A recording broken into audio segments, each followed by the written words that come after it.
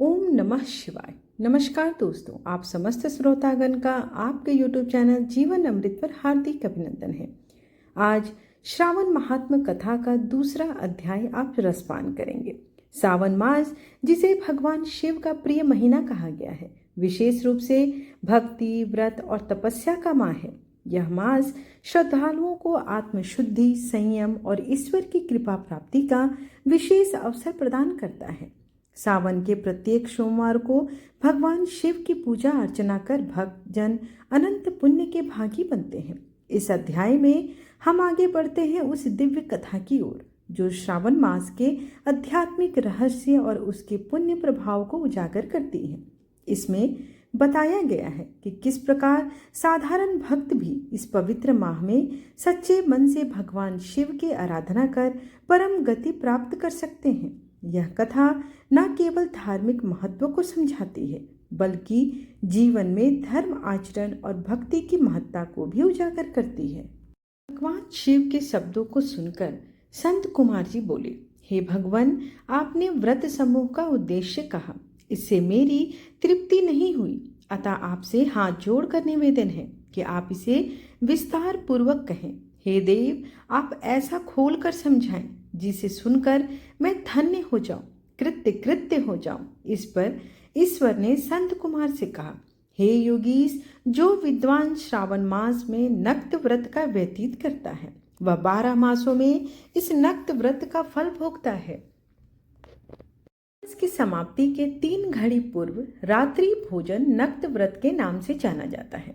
इस वक्त नक्त भोजन में सूर्यास्त के पहले 3 घंटे के समय को त्याग कर अवशिष्ट समय लिया है। सूर्यास्त के पहले के 3 घंटों को संध्या काल कहा गया है। आहार, मैथुन, निद्रा तथा स्वाध्याय, इन चारों कार्यों को सायंकाल में बिल्कुल भी नहीं करना चाहिए। अब मैं गृहस्थ एवं सन्यासी के भेद से 2 प्रकार के नक्त भोजन की अवस्था आपको बताता हूँ। इसे आप ध्यान पूर्वक सुनिए। जब सूर्य नारायण के मंद हो जाने पर अपने शरीर की छाया दुगनी हो जाए, उस समय सन्यासी के लिए नक्त भोजन व्रत कहा गया है। शास्त्रों में गृहस्थी के लिए नक्षत्र उदय होने पर रात में किए जाने वाले भोजन को नक्त भोजन व्रत बतलाया गया है। यह तो रहा गृहस्थियों के लिए। अब शास्त्रों ने जो कुछ सन्यासियों के लिए कहा है उसकी अवस्था मैं तुमसे कहता हूँ, ध्यान पूर्वक सुनो। रात्रि काल में निषिद्ध हो जाने से दिन के अष्टम भाग में भोजन का विधान है। गृहस्थियों को विधि द्वारा रात में नक्त व्रत करना चाहिए। सन्यासी, विधवा तथा विधुर पुरुष सूर्यास्त के पूर्व भोजन करें। पुत्रवान, आश्रयहीन तथा स्त्री विहीन पुत्रवान विधुर रात्रि में बिल्कुल भी भोजन न करें, क्योंकि पुत्रवान भी आश्रमी ही होते हैं। विद्वानों को चाहिए कि स्वाधिकार अनुसार नक्त व्रत करें। श्रावण मास में नक्त व्रत करने वाले प्राणी को उत्तम गति की प्राप्ति होती है। श्रावण मास के आ जाने पर पहले प्रतिपदा तिथि में प्रातःकाल यह संकल्प करना चाहिए, मैं श्रावण मास में 1 मास तक ब्रह्मचर्य व्रत धारण करके प्रतिदिन प्रातःकाल स्नान करूंगा। नक्त व्रत रात्रि शयन तथा प्राणियों के साथ दया का व्यवहार करूंगा। प्रभु, यदि मैं इस व्रत के आरंभ होने के पश्चात और इसकी समाप्ति के पूर्व मर गया तो हे दीनानाथ, हे जगतपति, उस समय आपके प्रसाद से मेरा यह व्रत परिपूर्ण हो जाए। इस प्रकार मास के आरंभ में संकल्प करके नक्त व्रत करना चाहिए। भगवान शिव ने कहा, इस प्रकार नक्त व्रत करता हुआ व्यक्ति मुझे अति प्रिय हो जाता है। अतिरुद्र से ब्राह्मण द्वारा एवं स्वयं रुद्र का 1 मास तक जो अभिषेक करता है, हे ब्राह्मण, उस पर मैं अत्यधिक प्रसन्न होता हूँ, क्योंकि जैसा कि आप सभी जानते हैं मुझे जलधारा अति प्रिय है। या रुद्र का हवन करें, क्योंकि वह भी मुझे प्रीति करने वाला है। इस मास में जो प्राणी अधिक स्वादिष्ट भोजन या उपयोग की जो वस्तु हो उसे संकल्प द्वारा ब्राह्मण को देकर उसका त्याग करे, वह मुझे बहुत ही प्रिय है। हे ऋषिराज, अब मैं तुमसे उत्तम लक्ष्य पूजा की विधि कहता हूँ, उसे सुनो। लक्ष्मी की प्राप्ति की इच्छा रखने वाले मनुष्य को बिल्व पत्रों से, शांति की कामना रखने वाले को दुर्वा से तथा लंबी आयु की इच्छा रखने वाले प्राणी को चंपा पुष्पों से भगवान श्री हरि की पूजा करनी चाहिए। जो प्राणी विद्या प्राप्ति की इच्छा रखता हो उसे मल्लिका तथा चमेली के पुष्पों से अर्चन करना चाहिए। तुलसी दलों से भगवान शंकर जी और भगवान श्री हरि विष्णु को प्रसन्न किया जाता है, परंतु भगवान शिव को तुलसी दल अर्पित नहीं किया जाता। उनकी जगह श्री हरि को तुलसी दलों का भोग लगाया जाता है। जिस मनुष्य को पुत्र प्राप्ति की इच्छा हो उसे कटोरी के पुष्पों से पूजन करना चाहिए। दुःस्वप्न जिसे दिखाई देता है उसे उनके नाश के लिए उत्तम धान्य से अर्चन करना चाहिए। देव के सामने रंग बलि, पद्म, स्वास्तिक और चक्र आदि बनाकर विभु का अर्चन करें। मनुष्य को समर्पण कामनाओं की सिद्धि के लिए सब पुष्पों से अर्चन करना चाहिए। यदि प्राणी लक्ष्मी पूजा करता है तो भगवान शंकर प्रसन्न हो जाते हैं। अंत में उद्यापन भी करना चाहिए। मंडप बनवाकर उसके तीसरे भाग में वेदी बनानी चाहिए। पुण्य आवाहन करके आचार्य का वरण करना चाहिए। मंडप में प्रविष्ट होकर रात्रि में भजन कीर्तन करना चाहिए तथा वेद पाठ से जागरण करना चाहिए। वेदी पर उत्तम चतुर्लिंग तो भद्र बनाकर उसके मध्य में चावलों से सुंदर कैलाश बनाना चाहिए। उस वेदी में यथास्थान खूब चमकीला तांबे का कलश स्थापन करना चाहिए। उसमें पंच पल्लव तथा सूक्ष्म वस्त्र रखना चाहिए।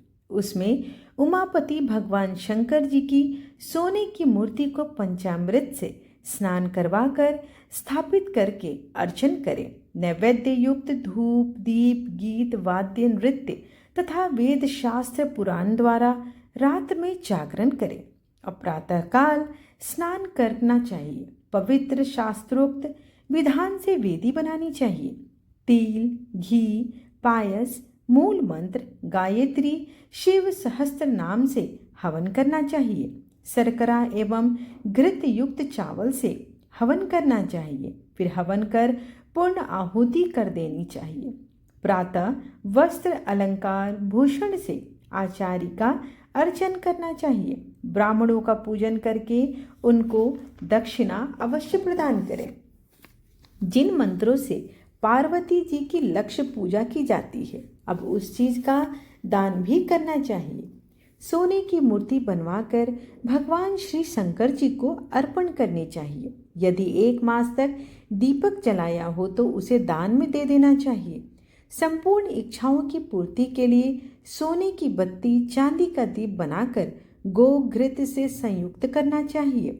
देवता से क्षमा प्रार्थना करने के बाद 100 ब्राह्मणों को भोजन कराना चाहिए। हे मुनि श्रेष्ठ, इस प्रकार जो मेरा पूजन करता है उस पर मैं अति प्रसन्न होता हूँ। यदि श्रावण मास में यह कार्य किए जाएं तो इनकी करने से अनंत फल की प्राप्ति होती है। यदि इस मास में अपनी किसी प्यारी चीज का त्याग करके वह चीज मुझे अर्पण की जाती है तो तुम मुझसे उसका फल सुनो। इहलोक अथवा परलोक में यह वस्तु लाख गुना अधिक प्राप्त होती है।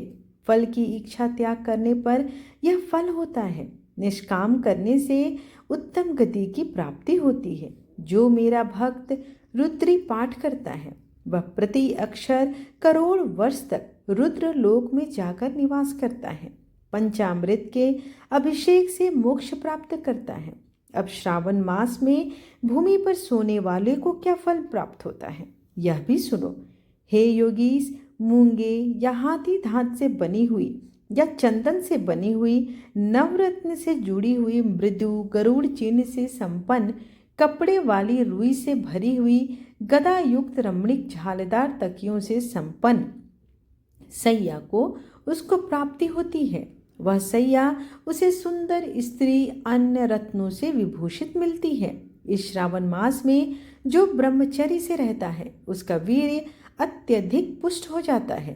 तेजस्विता, बल, शरीर, दृढ़ता और धर्म कार्य में तमाम उपकारी वस्तुएं उसको सहज ही प्राप्त हो जाती हैं। उसे ब्रह्म की प्राप्ति हो जाती है। यही नहीं, निष्काम पूजन करने वाले को स्वर्ग में अप्सरा की भी प्राप्ति होती है। और जो इस मास में मौन व्रत धारण करता है वह श्रेष्ठ वक्ता हो जाता है। मौन व्रत दिन का हो चाहे रात का हो या भोजन के समय का ही हो, मौन व्रत में यदि प्राणी घंटा तथा पुस्तकें दान करे तो उसको शव शास्त्रों की जानकारी अपने आप प्राप्त हो जाती है। वह मौन व्रत के प्रभाव से बृहस्पति के तुल्य बुद्धि वाला हो जाता है और मौन व्रत वाले का किसी से झगड़ा बिल्कुल भी नहीं होता है। इस प्रकार श्रावण महात्म्य कथा का तीसरा अध्याय यहीं पर समाप्त हुआ। भगवान भोलेनाथ आप सभी श्रोतागणों पर अपनी कृपा दृष्टि बनाए रखें और आपकी सर्व मनोकामना पूर्ण हो। आइए अब भगवान शिव जय शिव ओंकारा ओम जय शिव ओंकारा ब्रह्मा विष्णु सदा शिव अर्धांगी धारा ओम जय शिव ओंकारा एकानन चतुरानन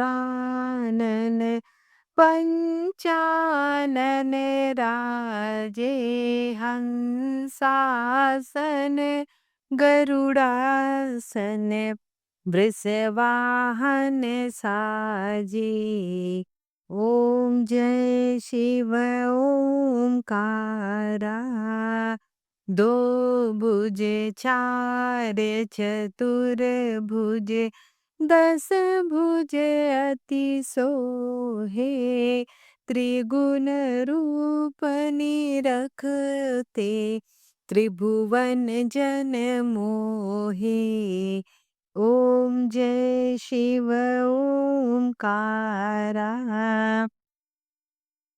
अक्षमाल बनमाला मुंडमाला धारी चिंदन मृगमद सोहे भाले शशिधारी ओम जय शिव ओंकारा श्वेतांबर पीतांबर बाघंबर अंगे सनकादिक गरुड़ादिक भूतादिक संगे ओम जय शिव ओंकारा कर के मध्य कमंडलु चक्र त्रिशूलधारी सुखकारी दुखकारी जगपालनकारी ओम जय शिव ओंकारा ब्रह्मा विष्णु सदा शिव जानत अविवेका प्रणवाक्षर में शोभित ये तीनों एका ओम जय शिव ओंकारा काशी में विश्वनाथ विराजते नंदी ब्रह्मचारी नित उठी भोग लगावत महिमाति भारी ओम जय शिव ओंकारा त्रिगुण शिव जी की आरती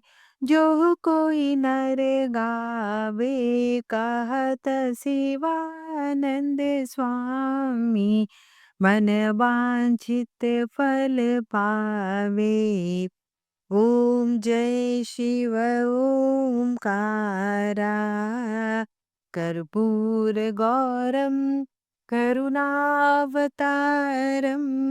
संसार सारम भुजगेन्द्रहारं सदा वसन्तं हृदयारविन्दे भवं भवानी सहितं नमामि। त्वमेव माता च पिता त्वमेव एव बन्धु च सखा त्वमेव त्वमेव विद्या द्रविणं त्वमेव त्वमेव सर्वं मम देव देव। आरतीम समर्पयामि शिव शंभू नमो नमः। आशा करती हूँ कि आपको आज की कथा और आज की वीडियो पसंद आई हो। वीडियो पसंद आए तो एक लाइक अवश्य करें और सब्सक्राइब जरूर करें ताकि मेरे आने वाली वीडियोस के नोटिफिकेशंस आप तक समय पर पहुंच सके। धन्यवाद।